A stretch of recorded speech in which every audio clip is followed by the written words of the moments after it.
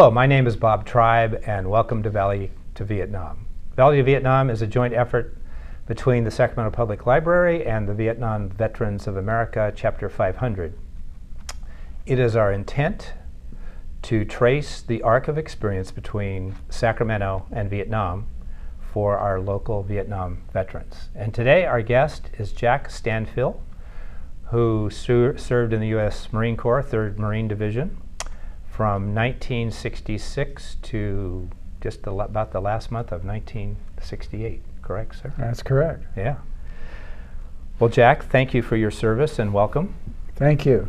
You're welcome. And you know, we started out this program essentially getting people who were raised in Sacramento, went in the service, went to Vietnam and came back to Sacramento. But then we've expanded it, and although you weren't raised in Sacramento, you've lived here for 40 years now, so you count. You came here in 1975 as a musician, playing in a group, and played at the old Tia Maria's across from Arden Fair Mall. That's right. And which is now Casa Maria. Casa Maria's. They didn't change it much. You know, that's a pretty slight change. And that's where you met your wife. That's right. And you married her in 1976, a year later. Correct. You were born in Texas. Mm-hmm. So tell us a little bit about, you probably don't remember Texas because you didn't live there very long. I wasn't there very long. I do remember my grandmother telling me that I didn't look like anybody she knew. So she thought maybe you were adopted. I don't know where that came from. Yeah, wow. So now the whole family moves to Oregon, Portland, Oregon. That's right. And that's because your dad had served there. In the Kaiser shipyards. Mm-hmm. Okay. Yeah. During the war, World War II. Sometime during the war, he just loved the place. I don't blame him. That's a beautiful place. I was a year and a half old when we moved there. Okay. So you went to grammar school and high school in Portland. That's right. Southeast Portland. Clackamas High. Clackamas High School. That's a mouthful. Go Cavaliers. Okay. And you would occasionally go back to Texas. Right. See your Uncle Buster. I did. Yeah. What was that? Well, that was really nice. I mean, my parents asked me what I wanted for graduation. I said I'd like to go to Texas to see my relatives. I hadn't seen them in a while. So they gave me a nice Samsonite suitcase and a one-way plane ticket to Dallas. they intended to be one way. Okay. You're on your own now? Or I forgot to mention that I wanted to come back. So. Oh, that's good. Things as they were, I ran out of money buying a train ticket from Houston to Alpine to see my mom's family. Right. And so I bought the ticket, and I had 25 cents left in my pocket. It took the better part of a day and a half to travel on the train, and that was just enough to get me a box of Rice Krispies out of the vending machine. So when I got into Alpine, I had the graciousness of my uncle. He put me up in the shed behind his house and got me a job with the city of Alpine. Doing what?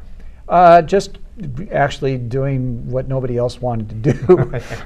The scud work. Yeah, the scud work, exactly right. And but I earned enough money in a couple of months to afford a plane ticket from El Paso back to Portland, and then I was able to spend a couple of months with my Uncle Buster and in a ranch in West Texas, which was originally 100 sections, but then the Love Ranch was divided down into W.E. Love was the owner, and he divided it into 50 sections. How big is this section? A square mile. Oh, wow. So now, and you said your Uncle Buster was like he was every character that John No, that Wayne. Was my grandfather. Oh, your grandfather. Yeah, that was my grandfather. Who was also from West Texas. Right, Sanderson, Texas. And he was a sheep rancher. But he was the kind of guy that if you see John Wayne in those Westerns, that was his persona. Yeah. And you came back to Oregon and you started school at Portland State. Not then. I worked for a couple of months as a busboy, but I had enlisted. Okay. By the end of December of '65, I had enlisted. And I like this logic that you used. You'd seen a lot of things about all the Army guys being killed. Yep. And so you thought it'd be safer to be in the Marine Corps. Right, they'd saved my life. At least I was going to go over because I was a very average student. The draft was coming up, and I'd rather enlist than than be drafted. And so you enlisted in December of 65 and went in January of 66. Correct. Okay. Yep. And you were going to be in until the end of 68 then, so really. Right. Well, it was a 3-year term. 3 years. Right. Yeah. So you got your first taste of boot camp pretty soon after that in January. Mm-hmm. Tell us about that experience. I'd never been so scared in all my life. I think that's when everybody found religion. Yeah. And it's just generally that's what happens. But then you look around and say, well, everybody's just as scared as I am. Yeah, that's true. So I'm going to succeed. I'm Yeah. going to be okay. And it's 9 weeks. Right. And you said you'd never heard someone swear so much in their ear. That was in the bus from the airport. Yeah. Yeah, and when I fell out on those yellow footprints, my knees were knocking, and I thought I made a big mistake. Yeah. Yeah. I can remember that very clearly in the Army. I where was very frightened. they were screaming at us as we got off these trucks, and then they had to stand in the sun, and it was asphalt, and guys would just pass out, and you'd hear these helmets hit the asphalt, and I thought, whoa, don't let that happen to me. But so it was rigorous. Yeah, it was rigorous. They taught me everything. I mean, I didn't know how to brush my teeth, apparently. There's the Marine way of and brushing also your didn't teeth. know how to shave. According to them. According to them, and Yeah. especially when the sergeant felt my cheeks and said, "Smooth as it." Baby's butt. Yeah. Yeah. Well, he didn't use those words. Okay. But something close to that. So you said that some of the guys were washing out. Yeah, there was a lot of stress. Yeah. And one fellow committed suicide. That's what our understanding. Yeah. Yeah. But you knew after a while you were going to make it. Yeah. I mean, yeah. And I like the story about you getting punched in the stomach. You do? Yeah, I mean, well, not that I get any glee out of that, but I just like the idea that you just kind of tightened up. Well, you tell the story. I could not carry my man in the fireman's carry. Okay. And that was part of the President Kennedy's fitness test was we run 50 yards down, pick up a man and his pack and his weapon and our pack and our weapon, put him on our back in fireman's carry, Those pick him packs up are heavy. and bring him back. I could not stand up. I could not stand up. And of course, that's the primary mission of the Marine, is not to leave your buddy behind. Right.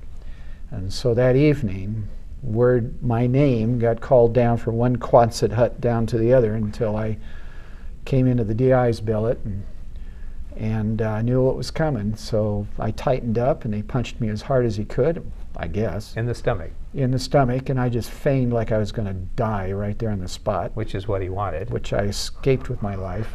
But it just taught me that they're not messing around here. Yeah.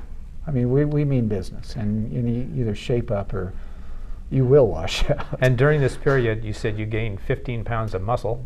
Yeah, I went in 135 and I came out 150. Yeah.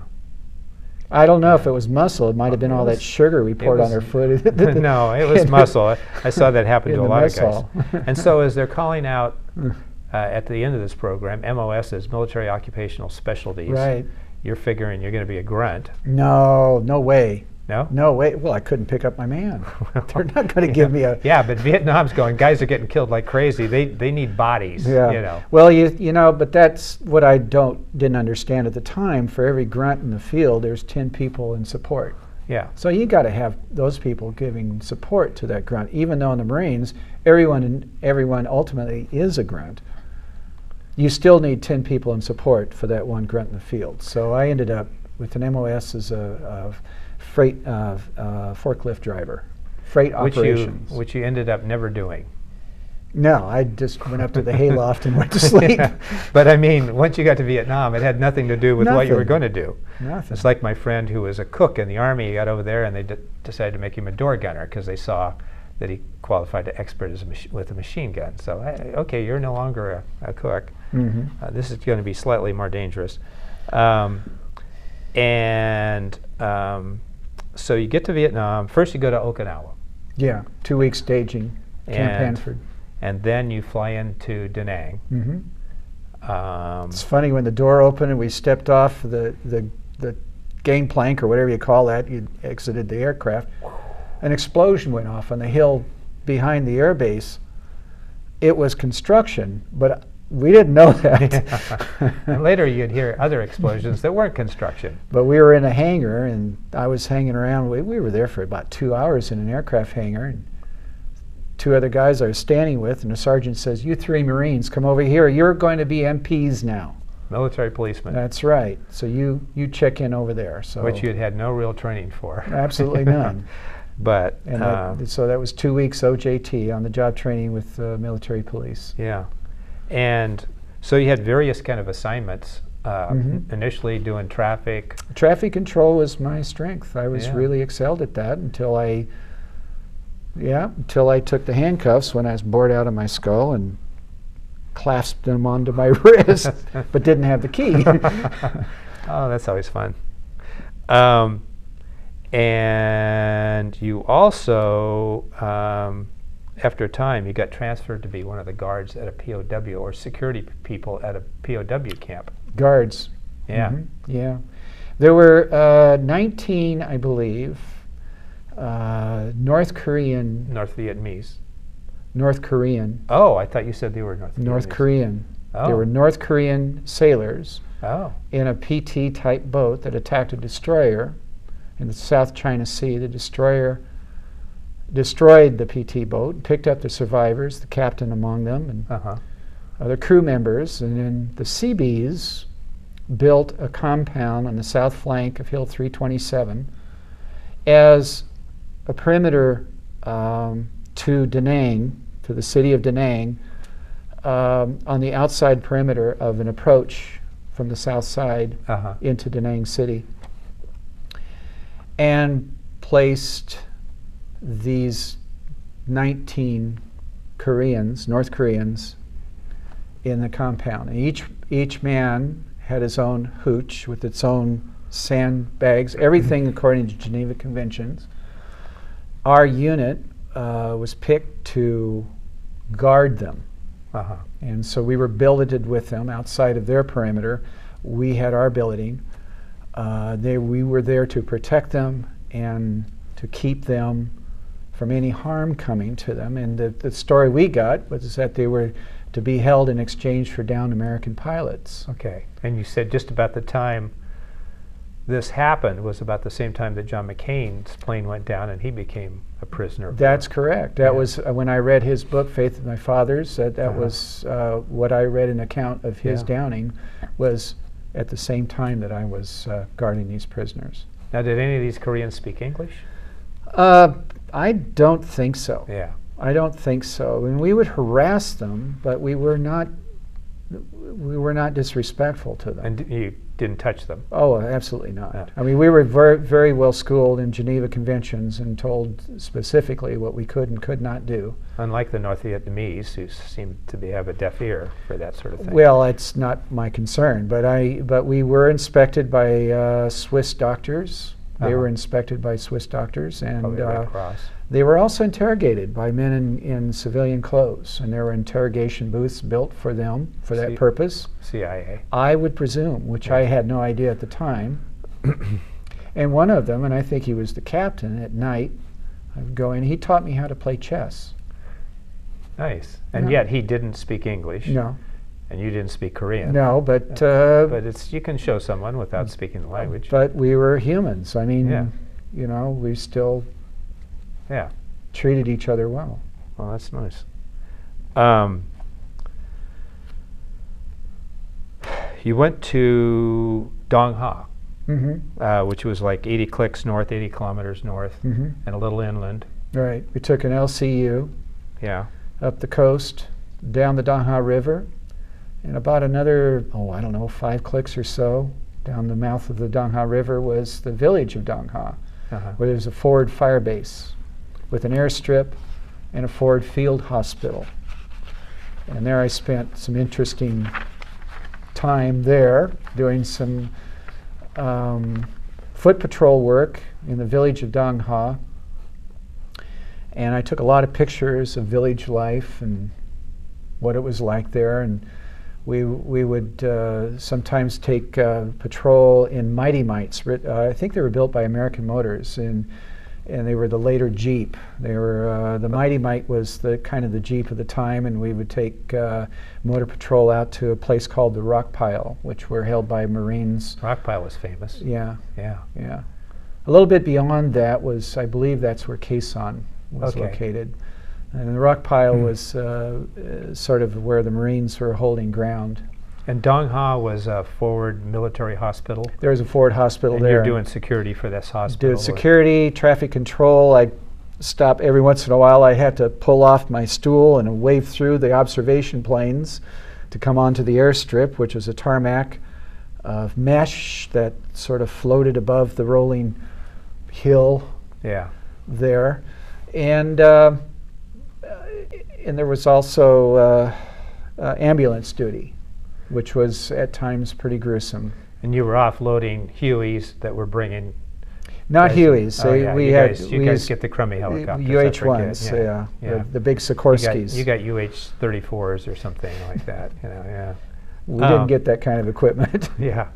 And you said that was pretty gruesome duty. That was pretty gruesome. Because they were dead as well as severely wounded. Right, and we'd get them into the cracker boxes or the ambulances and get them into the hospital just as soon as we could. And tell me the story about about going down to the Graves registration tent. the Graves registration was at the far end of the hospital, and at night, and it was quite hot, of course, and this was a tent, probably 2 tents of tables set up. The doctors were dressing the dead for shipment back home, and the walls of the tents were rolled up to allow the air circulation. And there was a number of occasions where I'd go down there and pay tribute by just simply sitting and just observing, and it seemed like every time I went, there was always an audience of Marines that were just sitting there. Nobody's saying anything, but just paying silent tribute to the fallen. Wow. Which has always struck me as something, one of those memories that I just will always have. Right. That's pretty poignant.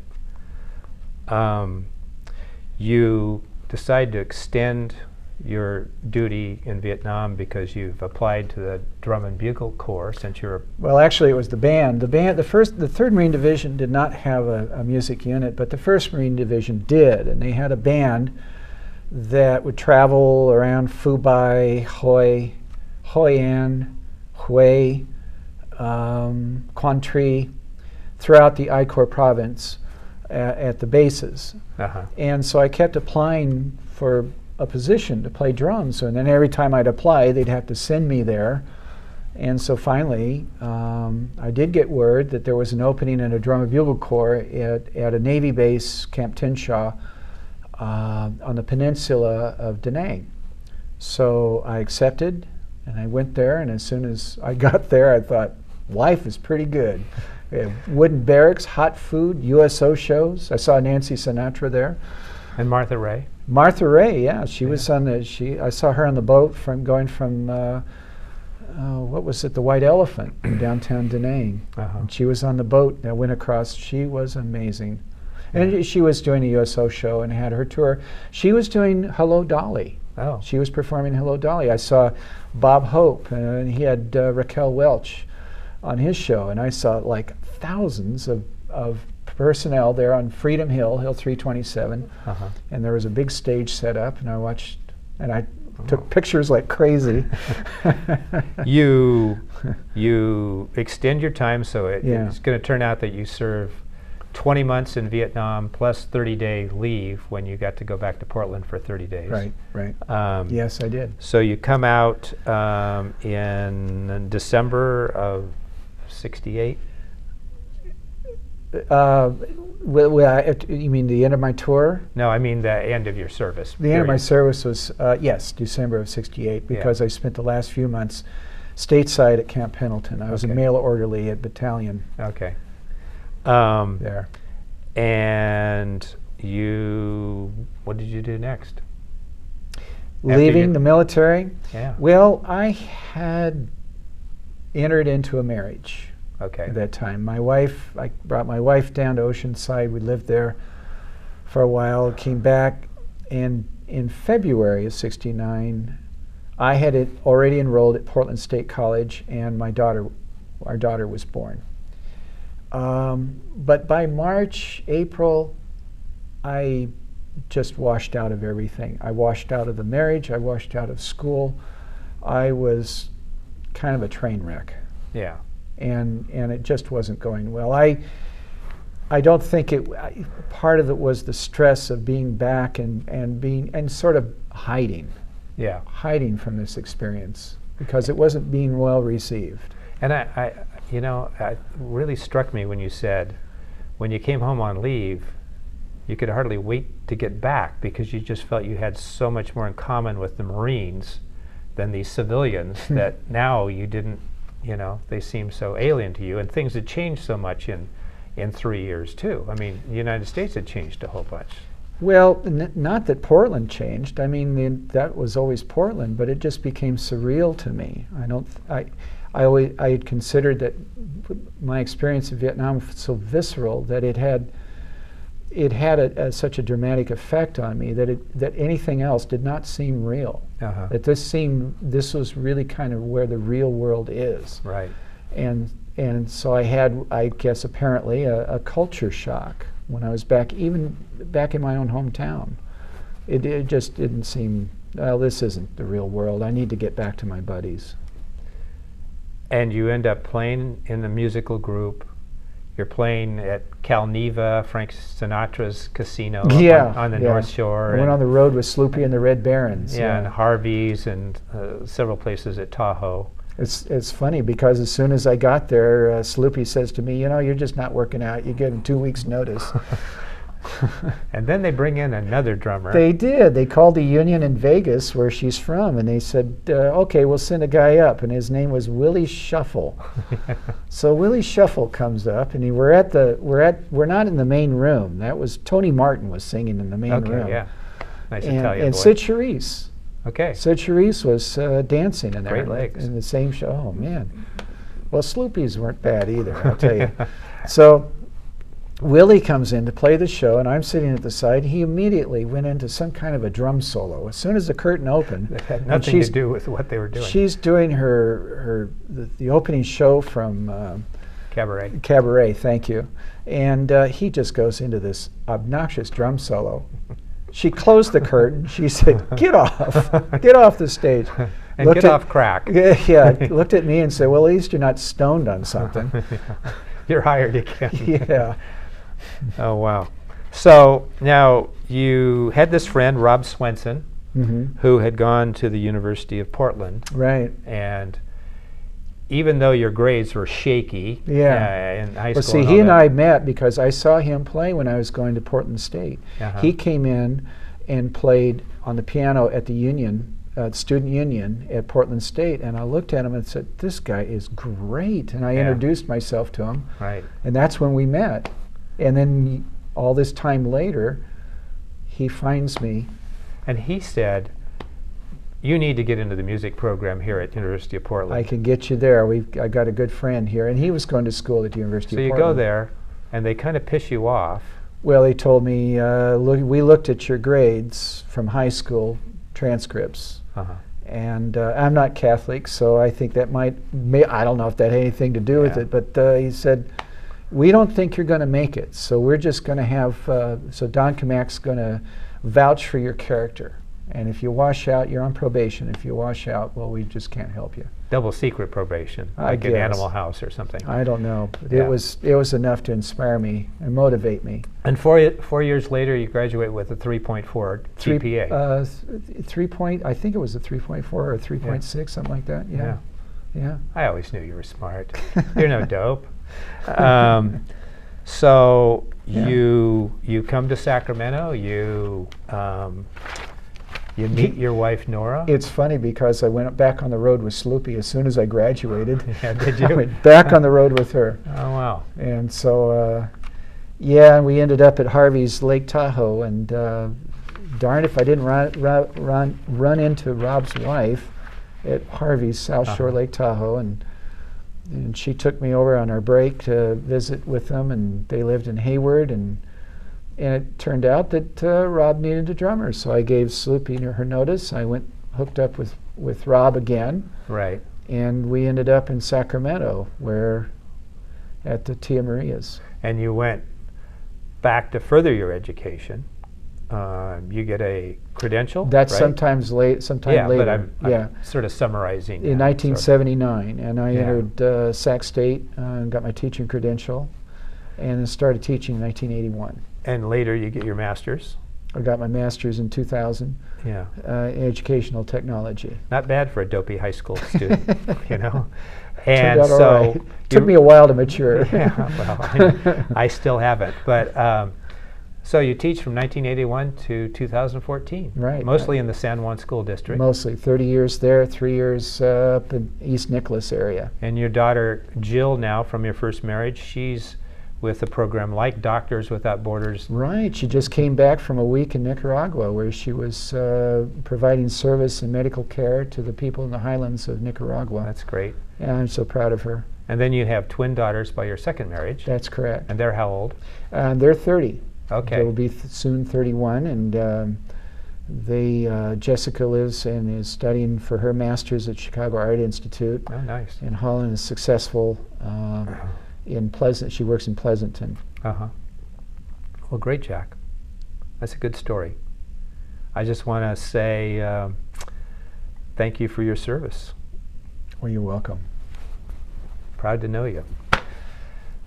That concludes our time on Valley to Vietnam. I'd like to thank Jack and welcome him home, and all the veterans. For Valley to Vietnam, producer Jerry Ward and director James Scott, I'm Bob Traub saying so long, and we'll see you next time.